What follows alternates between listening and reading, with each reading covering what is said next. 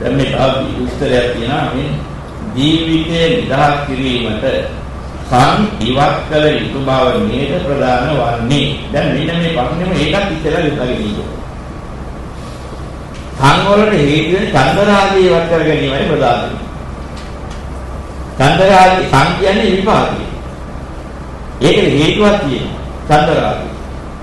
එහෙනම් මේ බෞද්ධයෙක් වශයෙන් බෞද්ධත්වයට පත් වෙලා කර යුතු වෙන්නේ සං ඉවත් කරන එක නෙමෙයි චන්දරාගය ඉවත් කරනවා. චන්දරාගය ඉවත් වුණා ඔය සංකීර්ණ දෘෂ්ටිය දුර වෙලා යනවා. එකතු කරගත යුතුයි කියන්නේ. සංකීර්ණ කියන්නේ යම් කිසි දෙයක එකතුවක්. වේදනා සංඥා සංඛාර විඥාන කියන මේ ටිකේ එකතුවක් නිසා නාම ධර්මයක් වශයෙන් සංහැදේ. ආපෝ ධාතු, තේජෝ ධාතු, වායෝ ධාතු, පඨවි ධාතු ආදී ධාතුන්ගේ එකතුව නිසා සංකීර්ණ කොටස ඉතින් රූප හැදෙනවා. හතර ධාතුන්ගේ කොට නැගී. මේවා නෙමෙයි ඉවත් කරන්නේ. මේවා ගොඩ නැගුණේ ඇයි?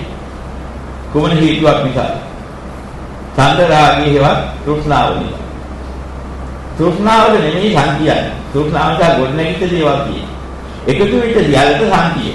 ඔය නිසා ලෝකේ පැවැත්මට යමක් එකතු වුණාද අවිද්‍යාව නිසා තෘෂ්ණාව නිසා එකතු වෙනවා. දැන් දුරු කරන්න ඕනේ මොකක්ද? අන්නේ අවිද්‍යාව තෘෂ්ණා නැති සංවලට හේතුව. දැන් මේක ටිකක් අපි විග්‍රහ කරලා දුන්නාම ඕකේ කෑල්ලක් අහලා ඉන්නේ කියලා මිනිසුන්ට දේශනා කරනවා අභිනා විද්‍යාවල දේශනා කරනවා සම්දුරු කරගන්න. සම් කියන්නේ මොකද කියලා ජීවිත හරියට හොයාගන්න පයින්. බලලා ඒක දේශනා කරන්න යනවා නිශ්චයයි. ඒතර මොකද වෙන්නේ? ආහාර කියලා ගැටලෙනවා. සංසාරයි කියලා ගන්නවා. මේ එකතුව සාරයි කියලා ගත්තාම තමයි අවිද්‍යාව කොරණැගෙන්නේ. අන්නේ සාරයි කියලා ගන්න දෘෂ්ටිය. ඇත්ත දැකේ නැති නිසා. මොනවද සම්?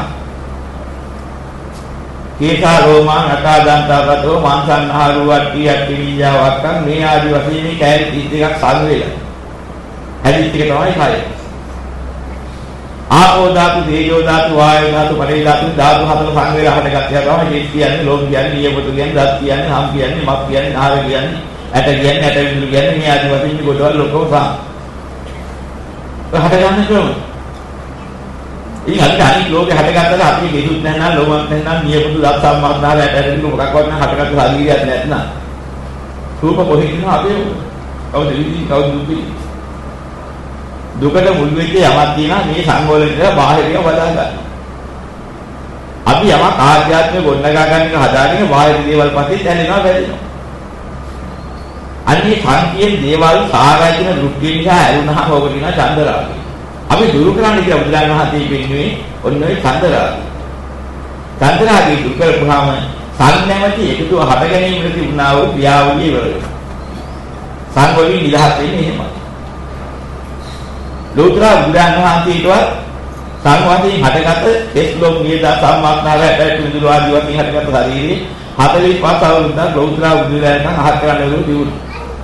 උන්වහන්සේ පින්වම් පාලා අනුපස්සේ නිර්වාණ පින්වම් පාදාය තමයි ඒකින් නිදහස් වුනේ.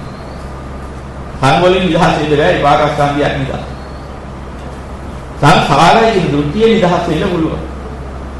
එහෙනම් සංකේතකින් නෙවෙයි නිදහස් වෙන්නේ සංසාරය කියන දෘෂ්ටිය. ඔව් තෝරා ගන්න ඕනේ. මේ සංකේත වචනේ කියනකොට මෑත කාලෙදී ලෝකෙවි එක එක විවිධ ගියේ මට හතර මම ගන්නවා මම ප්‍රකාශ කරන්න පස්සේ ගියේ ආගත්තා ගිහින් ගිය වදින තමයි දැන් හැමතැනම විවිධ ආකාරයෙන් සංගයන කතා කරලා.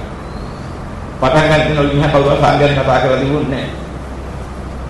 ඊට පස්සේ තමයි කෑලියක් ළඟින් කන්දියාගෙන පොඩ්ඩක් අල්ලගෙන ගිහිල්ලා පඬිතුය වෙලා ධර්ම දේශකේ වෙලා සංගයන කතා කරන්න පටන් ගත්තා ඊට පස්සේ. මෑත කාලේ මුල් කාලේ තිබුණා තමයි දේශනා කරගෙන තියෙන්නේ.